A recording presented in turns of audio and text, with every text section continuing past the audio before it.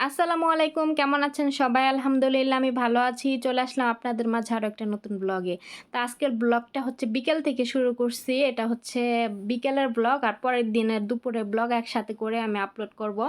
তো এখানে আমরা বিকেলবেলা আসছিলাম একটা রেস্টুরেন্টে। আমার ম্যাডাম হচ্ছে স্যান্ডউইচের অর্ডার করছিল। তো স্যান্ডউইচ অর্ডার করে আমরা এখানে বসেছিলাম। তো আমি আজকে ভিডিও করতাম না বাহিরে। কিন্তু ম্যাডামের কাণ্ড দেখে আমি ভিডিও করতে বাধ্য হলাম। কারণ ম্যাড আরবিরা যে পরিমাণের বাংলাদেশীদের খাটায়, আপনারা যদি আপনাদের যদি আমি দেখাইতে পারতাম তাহলে একটা হচ্ছে আপনারা বুঝতে পারতেন। কিন্তু আমি আসলে দেখাইতে পারি নাই। ওই সামনে আমার ম্যাডাম বসা ছিল, ওইদিকে ক্যামেরা ধরা যাবে না। এইজন্য আমি এইখান থেকেই আপনাদের হচ্ছে শেয়ার করি রাস্তায়। ঠিক আছে? তো আমার ম্যাডামে হচ্ছে খাবার অর্ডার করছে। তো সে সবার ২ টা করে স্যান্ডউইচ অর্ডার করছে। টোটালি আমরা ৬ জন মানুষ ১২ টা স্যান্ডউইচ অর্ডার করছে। করার পরে লোকটা আ গাড়ি যখন ওরা গিয়া মানে রেস্টুরেন্টের সামনে গিয়ে গাড়ির হর্ন দেওয়ার পরে লোকটা বের হইছে। ওই লোকটা বাংলাদেশী। তো আমরা মাঝে, মাঝে ওই দোকান থেকে খাবার কিনি। ওই দোকানের মানে রেস্টুরেন্টের খাবার অনেক বেশি ভালো। স্যান্ডউইচগুলো অনেক বেশি মজা হয়। তো আমার ম্যাডাম ওখান থেকে খাবার কিনে। তো লোকটার আমি চিনি। আমি তো প্রায় সময় ম্যাডামদের সাথে বাহিরে বের হই। তো লোকটার আমি দেখি উনি বাংলাদেশী। ঠিক আছে? তো আমার ম্যাডামে যখন খাবার অর্ডার করল, তখন লোকটারে খালি বলল যে ১২ টা স্যান্ডউইচ অর্ডার করল। ঠিক আছে? তো যখন ওই লোকটা ১২ টা স্যান্ডউইচ রেডি কইরা ১০ মিনিট সময় নিছে। তো ১০ মিনিট আমরা গাড়িতে বসেছিলাম। তো ১০ মিনিটের পরে আমার ম্যাডামরে যখন ১২ টা স্যান্ডউইচ নিয়া ওনারা আইনা দিল, আনার পরে তখন আবার ম্যাডাম বলে যে ওনার বাচ্চাদের জন্য জুস আনতে বলে। তো লোকটা আবারও গিয়া সেই জুস আইনা দিল, হ্যাঁ? ৪ টা জুস আইনা দিল। তো জুস আইনা দেওয়ার পরে যখন আবারও বলতাছে কি ওই যে ফেলাফেল বলে এই দেশে। আমাদের দেশে যে ডালের বড়া আছে না? ওইডারে এখানে বলে ফেলাফেল। তো ওইডা আবার বলতাছে ১ রিয়ালের আইনা দেওয়ার জন্য। ঠিক আছে? তো লোকটা আবারও গেছে গিয়া ওই ফেলাফেল ১ রিয়ালের আইনা দিছে। তো লোকটারে কয়বার মানে যাওয়া আসার মধ্যে রাখলো। ৩ বার কইরা লোকটা গেল, ৩ বার করে আসলো, ৬ বার। তারপরে যখন ফেলাফেল নিয়ে আসছে, আসার পরে এখন আমার ম্যাডামের টাকা পেমেন্ট করবে। সে হচ্ছে তার কাছে ক্যাশ নাই, সে কার্ডে টাকা পেমেন্ট করবে। তো প্রতিটা রেস্টুরেন্টে এই দেশে আবার কার্ডে টাকা পেমেন্ট করার জন্য যে টাকা পাঞ্চ করে মেশিন ওইটা থাকে। তো যখন আমার ম্যাডাম লাস্টের অর্ডারটা দিল, তখন সে বলতো যে, "আমি ক্যাশ দিব না, আমি ইয়া টাকা কার্ডে পেমেন্ট করব।" তখন লোকটা কিন্তু আসার সময় ফেলাফেলটা যে নিয়ে আসলো, তো ওইটা আনার সময় লোকটা কিন্তু ওই মেশিনটা নিয়ে আসতো সাথে করে। কিন্তু আমার ম্যাডাম বলে নাই। তো ফেলাফেল যখন দিয়ে গেছে তখন বলতাছে যে তাকে ওই মেশিনটা আনার জন্য সে কার্ডে টাকা পেমেন্ট করবে। তখন লোকটা আবারও দোকানের ভিতরে গিয়া আবারও ওই মেশিনটা নিয়ে আইসা আমার ম্যাডামের হাতে দিল। ম্যাডামে কার্ডটা প্রেস করলো, টাকা পেমেন্ট হয়ে গেল, পরে চলে আসলো। ঠিক আছে? তাহলে একটা মানে লোকরে সে কয়বার কইরা মানে খাটাইলো। সে মনে করেন যে ৬ বার কইরা ওই লোকটা গেল আর আসলো। তাইলে একটা ফ্যামিলির অর্ডারেই যদি তারা ৬ বার করে যাওয়া আসা করে, তাইলে মনে করেন একটা রেস্টুরেন্টে কত শতাধিক, কত হাজার অর্ডার আসে। এই দেশের মানুষগুলা আমাদের বাংলাদেশী ভাইয়াদের যারা যে ভাইয়ারা বাহিরে কাজ করে রেস্টুরেন্টে কিংবা কোনো হচ্ছে দোকানে, তারা যে কি পরিমাণে কষ্ট করে আর কি পরিমাণে ধৈর্য, তারা যে দাঁতে কামড় দেয় কিভাবে যে চাকরি করে একমাত্র তারাই জানে। ঠিক আছে? আপনারা যারা বাংলাদেশে থাকেন এরা কখনো এই ফিলিংসটা বুঝবেন না। আপনারা পারেন কি মানুষের ভিডিওতে আইসা নিচে উল্টাপাল্টা কমেন্ট করতে এগুলাই পারেন।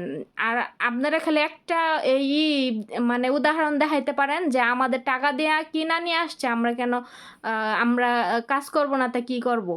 ঠিক আছে? তো মানুষের এরকম বেহুদা খাটান, তো এগুলা আল্লাহও সহ্য করে না।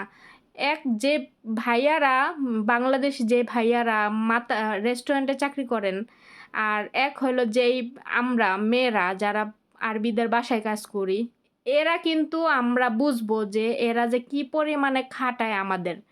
বেহুদা খাটান খাটায়। মানে কোনো কাজের কাজ না, বেহুদা খাটান খাটায়। আমরা কিন্তু বাংলাদেশে একটা খাবার অর্ডার করতে গেলে তখন আমরা কি করি? আগে থেকে ভাবি যে আমরা কি, কি অর্ডার করব। ভেবে তারপরে একসাথে অর্ডার করি। ঠিক আছে? একসাথে আমাদের খাবারটা দিয়া যায়। আর এরা কি করে গাড়িতে বসে, বসে একটা, একটা করে অর্ডার দেয়। মানে একটা, একটা করে খাবার অর্ডার দিব, নিয়ে আসবো, আবার অর্ডার দিব, আবার নিয়ে আসবো, আবার অর্ডার দিব, নিয়ে আসবো এরকম। ঠিক আছে? তো উম এ এরা আসলে মানে এদের আউট নলেজ খুবই কম। আর এরা মানুষকে প্রচুর খাটাইতে এরা বেশি পছন্দ করে। কিন্তু নিজেরা খাটতে পছন্দ করে না। এই কথাগুলার বলার উদ্দেশ্য একটাই। কারণ আমি তো প্রায় ম্যাডামদের সাথে বাহিরে যাই। তো বাহিরে গেলে আসার সময় দেখা যাচ্ছে খাবার কিনা নিয়ে আসে। তো আমি প্রত্যেক সময় আমার ম্যাডামকে দেখি যে একবারে কোনো জিনিস কখনো অর্ডার করে না। তারে অর্ডারটা প্যাক করে দিয়া যাবো, সে তখন আবার আরেকটা জিনিস অর্ডার করব। সেই জিনিসটা প্যাক করে দিয়া যাবো, সে আবার আরেকটা জিনিস অর্ডার করব। তাহলে আচ্ছা একটা জিনিস ভাবেন তো, আমাদের বাংলাদেশে যদি আমরা এই জিনিসটা কোনো রেস্টুরেন্টে যেয়ে করতাম, তাহলে আমাদের ওই রেস্টুরেন্টে সবাই না মনে করেন যে রাগে আমাদের উপরে আইসা মনে করেন মারধর শুরু করত। এরকম হয় না? ফুটপাতে আমরা কি নিউজ দেখি না এখানে বসে? ফুটপাতে একটা কাপড় বিক্রি করতে গেলে দেখা যাচ্ছে এদের সাথে দামাদামি একবার ছাড়া ৩ বার করলে এরা কি করে? মহিলাদের গায়ে হাত তুলে। এগুলা কি আমরা নিউজ দেখি না? তো এগুলা আসলে আরবিদের এইখানে এদেরা যদি ৳২ খাবার অর্ডার কইরা যদি হেরা ১০ বার কইরা হ্যাগোরে খাটায়, তারপরেও কিচ্ছু কইব না। কওয়ার কোনো নাই। মানে কিচ্ছু কইতে পারব না। এদের মন মতো সবকিছু। ঠিক আছে? এরা কিছুই কইতে পারব না। এই দেশে তো আইন কানুন অনেক কড়া। এই দেশে কিচ্ছু কইতে পারব না। এরা অপরাধ করব। এদেরকে কিছুই কইতে পারব না। এরকম।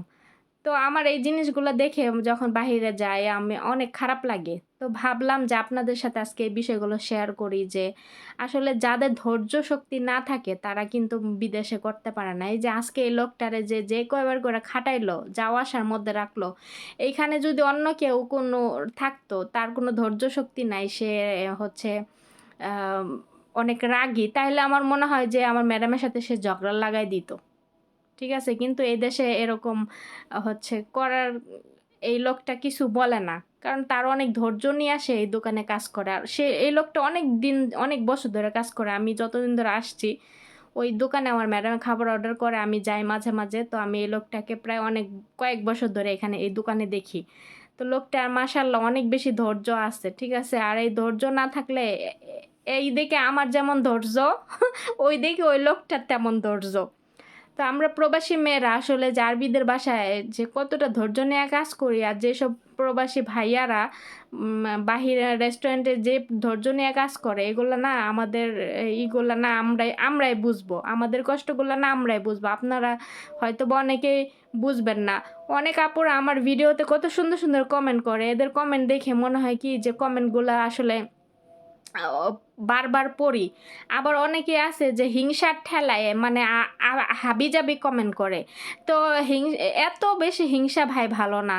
তোমার ভাই কোনো যোগ্যতা নাই কিছু করার, তুমি আরেকজনের হচ্ছে কমেন্ট করবা। এরা কি করে সারাদিন কি করে ওই যে গলার মধ্যে ওড়না ঝুলাইয়া ওড়না মনে করেন যে ফালাইয়া ওড়না শরীরে নেয়ই না। খালি নামের ওড়না নেয়। এইসব মানুষের সারাদিন ভিডিও দেইখা তারপরে আমাদের প্রবাসী মেয়েরা যারা সুন্দর মতো ভিডিও বানায় এদের ভিডিওতে আইসা কি করে বাজে কমেন্ট করে।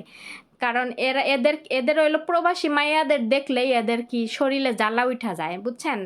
এরা প্রবাসী মাইয়ারা, এদের কথা হলো প্রবাসীরা আমরা হলো কাজ করতে আসছি, আমরা কেন ভিডিও করব, আমরা কেন ব্লগিং করব? ভাই তোদের তো কোনো যোগ্যতা নাই, এজন্য তোরা পারস না। তোরা পারস, তোদের যোগ্যতা একমাত্রই তোরা হচ্ছে মানুষের ভিডিওতে আইসা বাজে কমেন্ট করবি। কারণ আল্লাহ তোদের এই যোগ্যতাটাকুই দিছে, আর হচ্ছে তোদের আর কিছু কোনো যোগ্যতা দেয় নাই। ঠিক আছে? তো আপুরা সরি, আপনারা কিছু মনে করবেন না। যারা আমার ভিডিওতে অনেক সুন্দর কমেন্ট করেন, আমি তাদেরকে অনেক বেশি ভালোবাসি। তো ভিডিওটা এখানে শেষ করতেছি। আল্লাহ হাফেজ।